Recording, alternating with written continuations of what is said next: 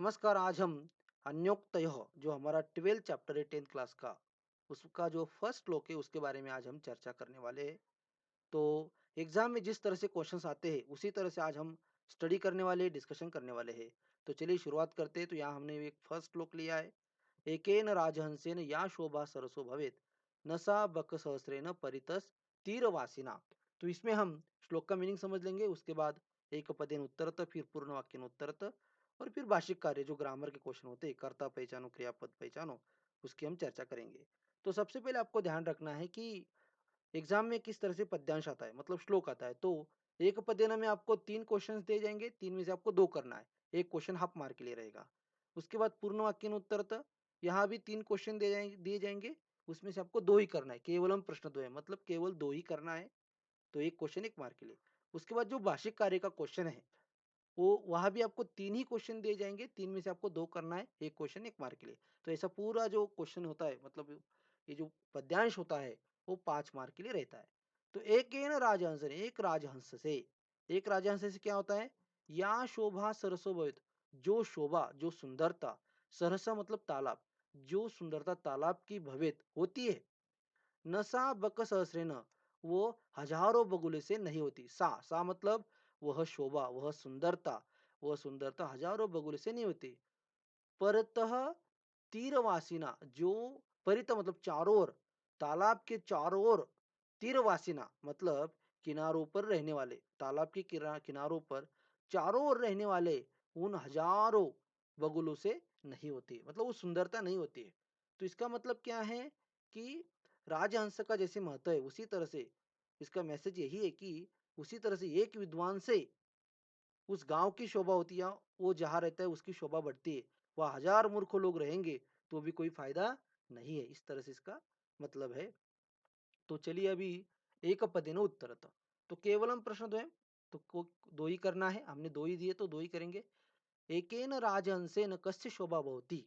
तो जब भी आप भाषिक कार्य करोगे या फिर पद्यांश करोगे, जब आप उसके क्वेश्चन आंसर करते हो, तो यहाँ जैसे एक पद्य है, तो आपको सबसे पहले मीनिंग पर ध्यान देना है। इसीलिए हमने अभी जो हम सीरीज बनाने वाले हैं, तो इसी तरह से बनाएंगे जिससे आपको श्लोक का मीनिंग समझ आए, और उसके साथ साथ क्वेश्चन का मीनिंग भी समझ में आना जरूरी है।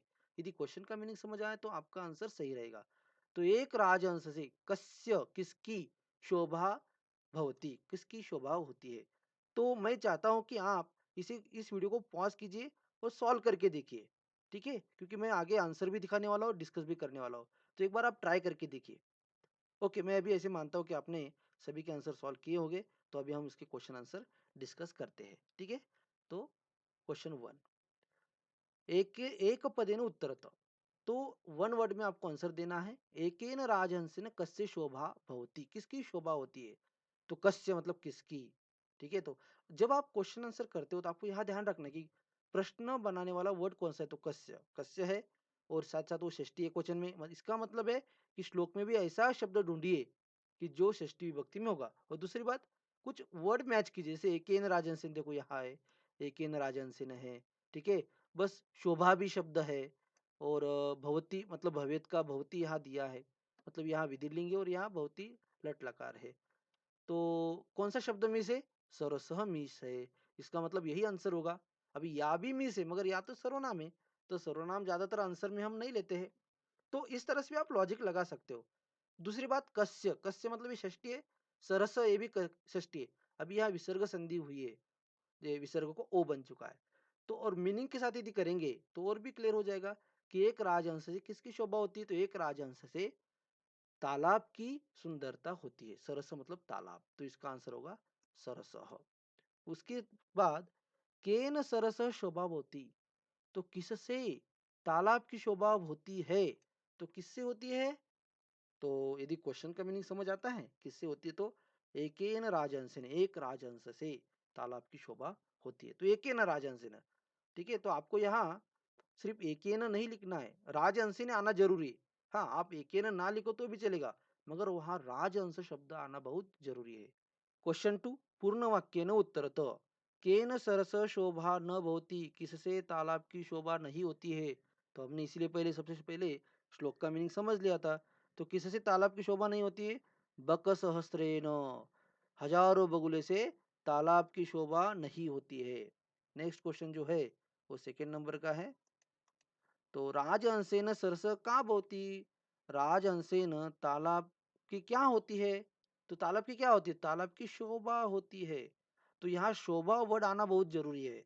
आप बाकी कुछ भी लिखोगे और शोभा शब्द नहीं आएगा, मतलब सुंदरता, तो वहां आपको मार्क नहीं मिलेंगे। तो जो आंसर आप पूर्ण वाक्य में दे रहे हो उसमें शोभा शब्द आना बहुत जरूरी है।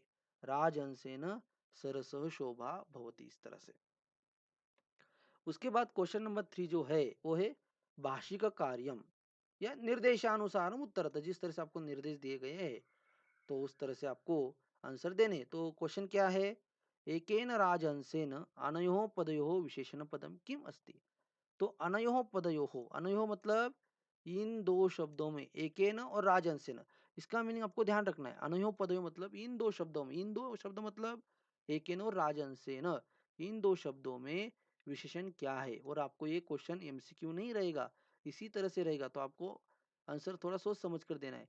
तो आपको इसलिए मीनिंग पता होना, श्लोक का मीनिंग पता होना जरूरी है।